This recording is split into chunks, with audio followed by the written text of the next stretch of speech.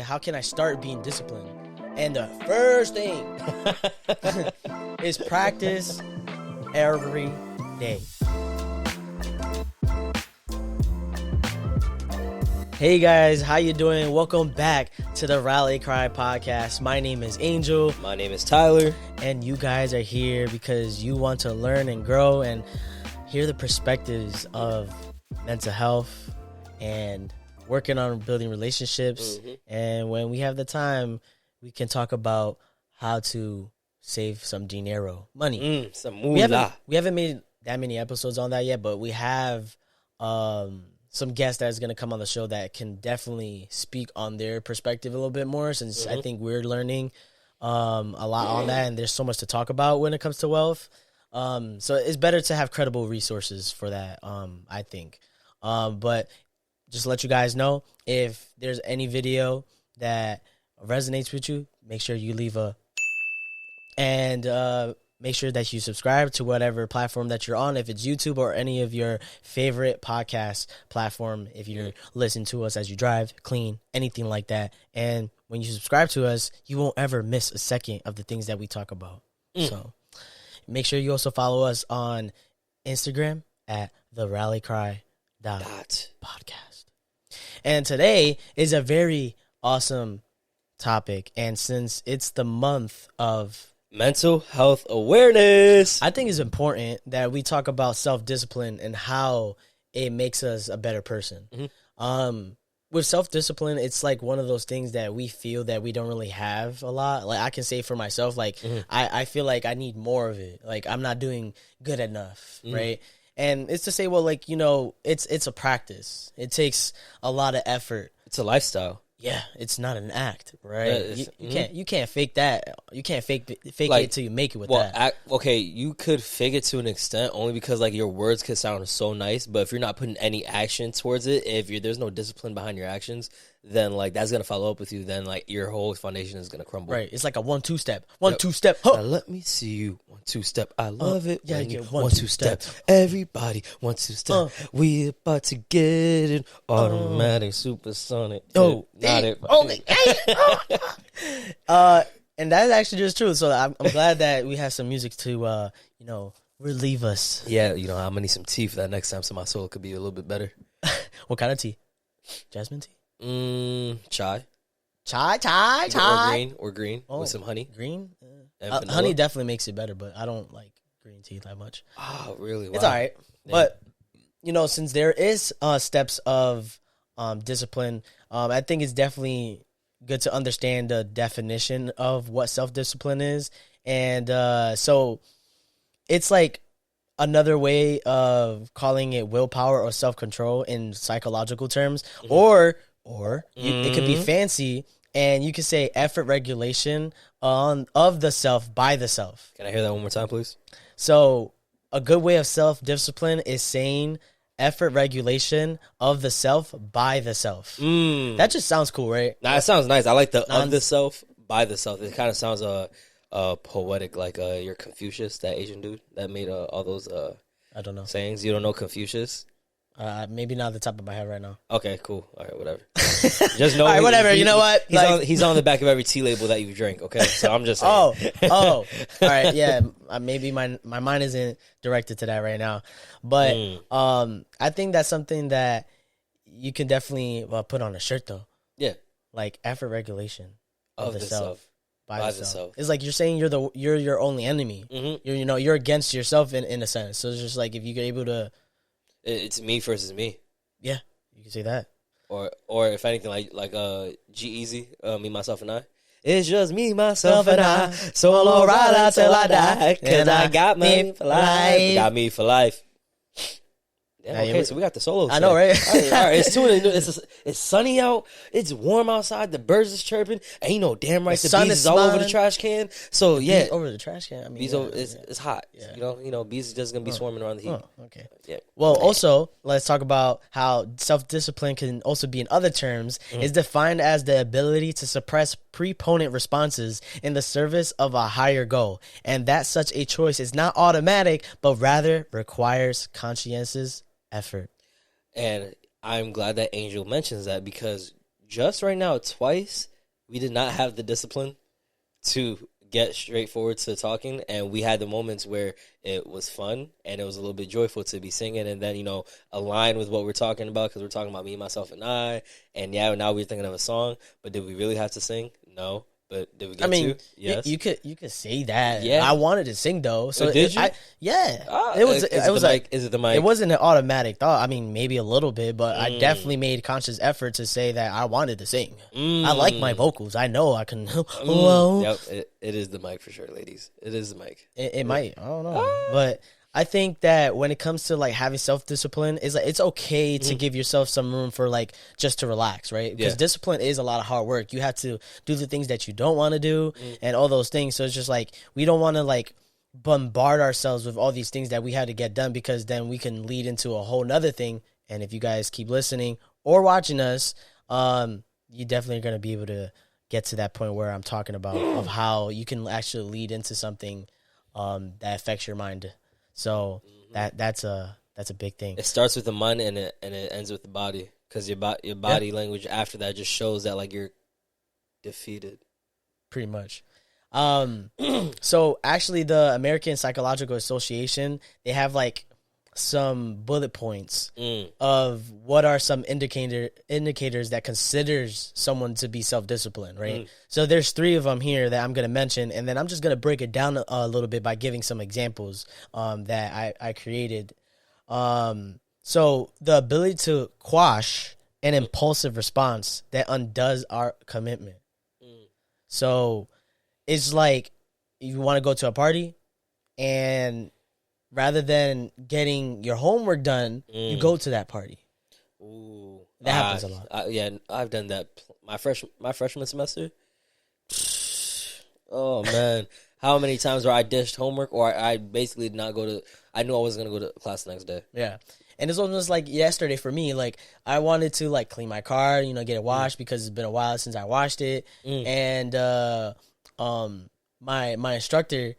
He was like, oh yeah, like I got water slide. I just need help to get it put it up, and then that's it. And then he invited me to like, oh yeah, you can stay around.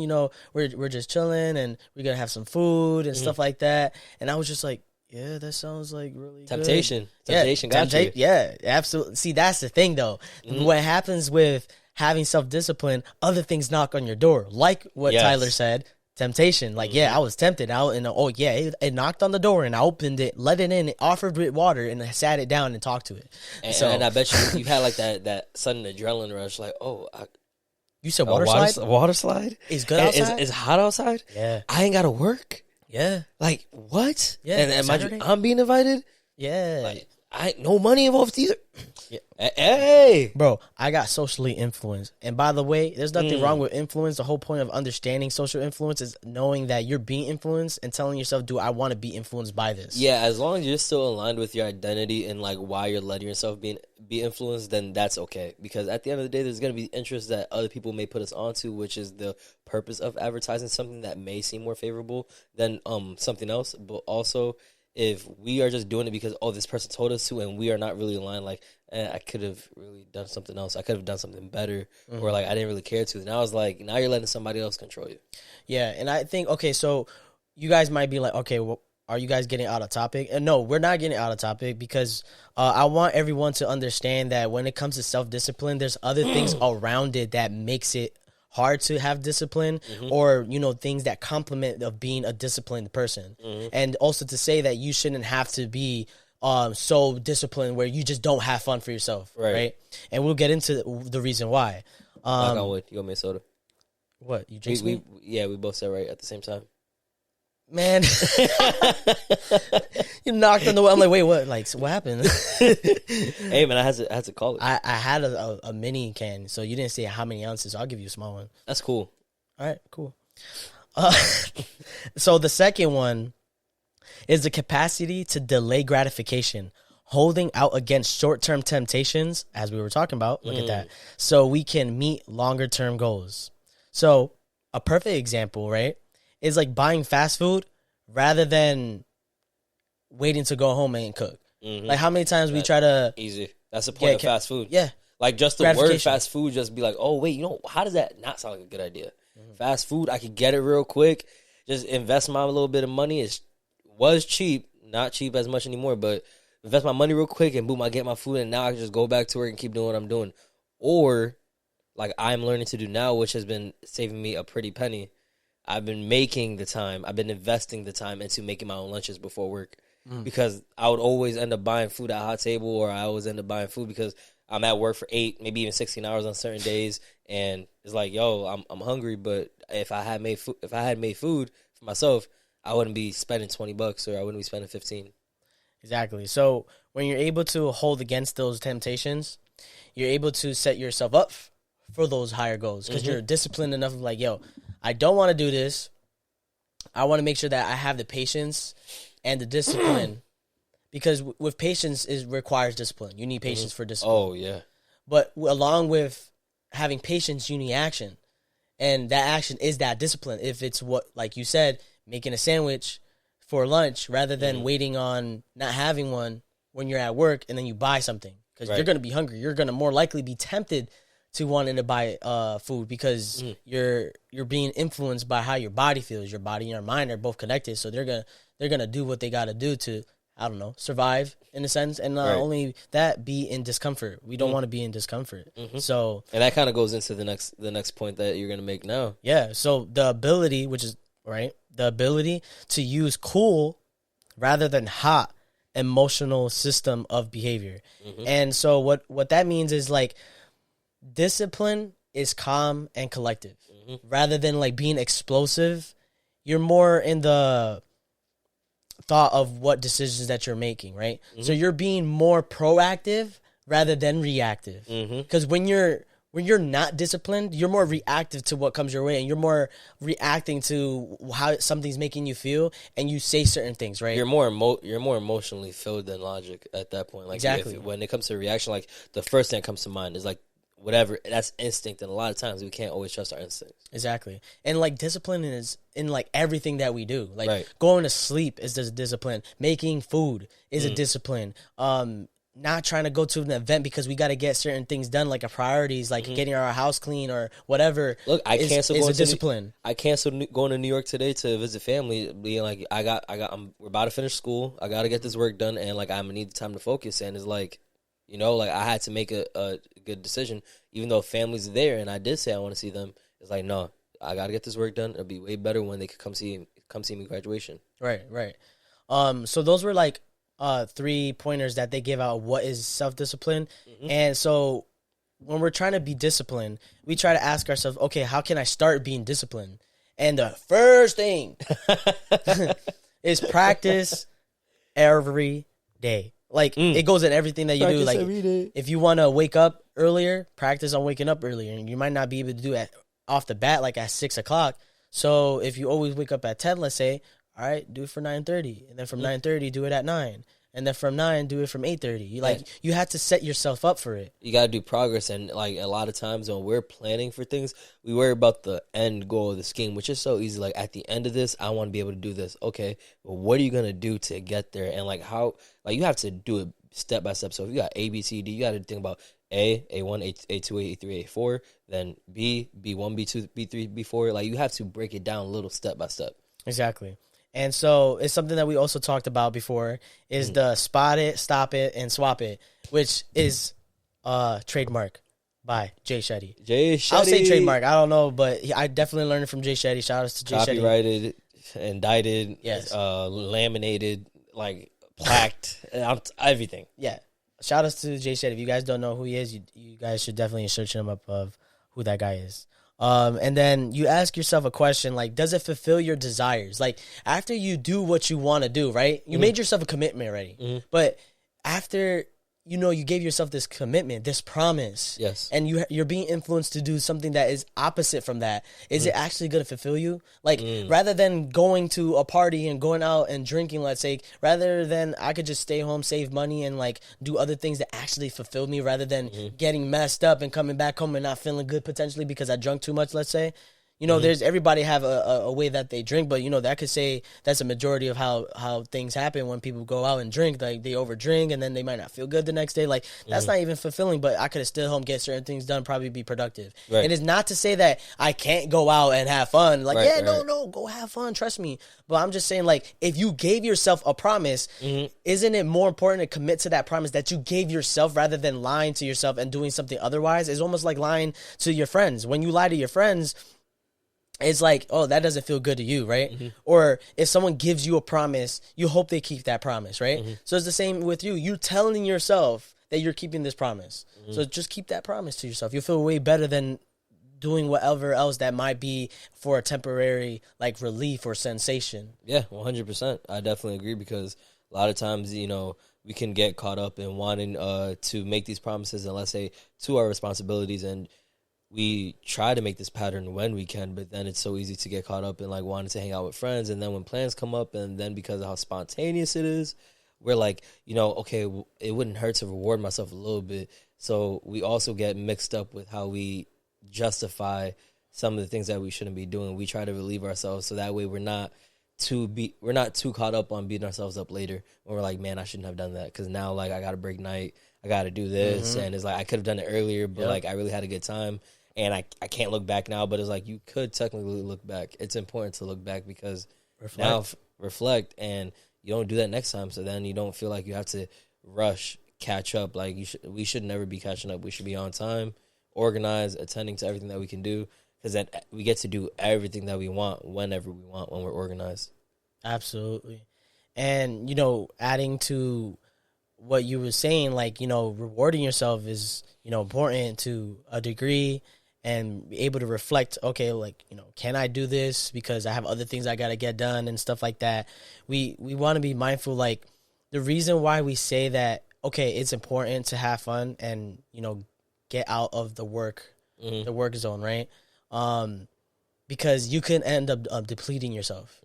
And so when if you're a person that is really trying to work on being disciplined, like, what happens a lot, and it's happened to me before, like, you do so much in putting that effort in that you just be like, oh, like, I know I gave myself this promise, but, like, right now I just feel so lazy of doing this. Like, I don't feel like doing it right now.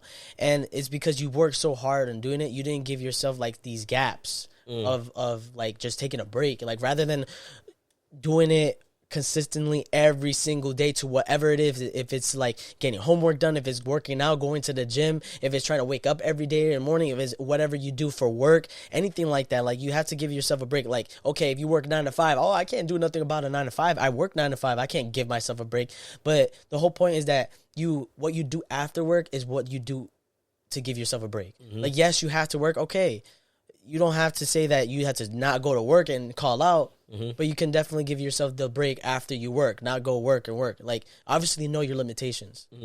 And it also is important how, as Angel was mentioning, how you invest your time. How do you manage to recharge you? Because, like, for example, they say that you should invest triple the amount of what you spend for your bedroom, because your sleep is how you're going to be effective with your energy, along with your diet, along with what you do for work, and how you maintain your exercise. Because if you don't, and you continue to put things off to the side, like going to the gym, and, like, there's days where we can't always do everything that we'd like to do, but if there's always going to be an excuse, then there's always going to be a reason why, like, why our life isn't the way we want it to be. Right. I completely agree. And everything that we're talking about has a term for it. It's called ego depletion. So, as I was mentioning, it's when you overwork yourself and you try to reward yourself for all the work you have done. It's a fatigue you feel after using self-control. It's important to give yourself that break. If it's a practice, it's a process. You're not going to be disciplined in one day. You're having the acts of being disciplined, but it doesn't mean you are disciplined yet. So every time when you say that I'm disciplined, I'm positive, and I'm all these things, it's all a practice, and you could give yourself the affirmations to work towards that goal. So I think that's important. But I think that's everything of a nutshell of being self-disciplined and understanding it, what things call out for what is someone that is self-disciplined, and how can we start of being disciplined, knowing all the other factors that makes us more of this person that we would like to be, because it does help us have a healthier lifestyle when we're able to be more disciplined and not always contribute to these temptations that get introduced to us on a daily day. I could say, not only do I agree with that, I think I say a statement for the episode is not a sacrifice, it's an equivalent exchange. An equivalent exchange where you are prioritizing something that's better, that's going to serve you more for the moment. And yeah, sacrifice, you may be losing something, but rather than looking at it as losing something, a lot of things are always going to be there. A lot of time where, let's say it's playing video games or wanting to go out, be with friends, go out to the movies, or maybe spend fast food instead of cooking. You know, a lot of times those options are going to be there, but that doesn't mean that always has to be our option, because how can we always make the best decision when we're always taking the easy decision? So true. And I also would like to share a nice quote that's from a Greek philosopher, and his name is Epictetus. And I actually heard about him because of Ryan Holiday. If you guys don't know who Ryan Holiday is, go check him out. He has great books, and he talks a lot about Stoicism. And so the quote says, "No man is free who is not a master of himself." I'll say that one more time just to end this. No man is free who is not a master of himself. And it's just say, if you can't master yourself onto the way you think for yourself, I'm talking emotionally, mentally, physically, spiritually, then how you say you're a master of yourself? I wouldn't know. Exactly. That's how you know I'm not a master. I can't even answer that. Yeah, we're learning every day. And every day it gives us a chance to learn more about ourselves, the people we surround ourselves with. And I hope you guys got something from this. I appreciate you guys. We appreciate you guys. Tyler appreciates you guys. And I think we're doing pretty good of all the things that we're talking about. And yeah, like we got 160, 159 on YouTube? We at 159. I think we are at 159. Let's check that up real quick, because that was a pretty interesting. Yeah, 159. Yeah, so we're almost there. Can we get to 170 this week, please? We got an episode releasing this week. Subscribe. Tuesday at 9 a.m. on any platform. Please. And look, podcast, subscribe anywhere. YouTube. And then, like, look, we got clips that are making thousands, 2,000s, maybe even 5,000. Like, can we get thousands of subscribers? But hey, we'll start little by little. Can we get to 170 this week? Can we get to 170 subscribers this week? I love it. It's just to say that we're just really appreciating all the support that we've been getting. And we also had our first seminar, so that was pretty exciting for anyone that's seen that. So yeah, we're just going up the spectrum, and we're going to keep growing and in our mind on what we do together. And I hope you guys can be able to do that with us. So whatever it is, like this video or whatever it is on your favorite podcast app. Comment, subscribe. All those things. And until next time, y'all be easy. And y'all be breezy. Peace. Hot.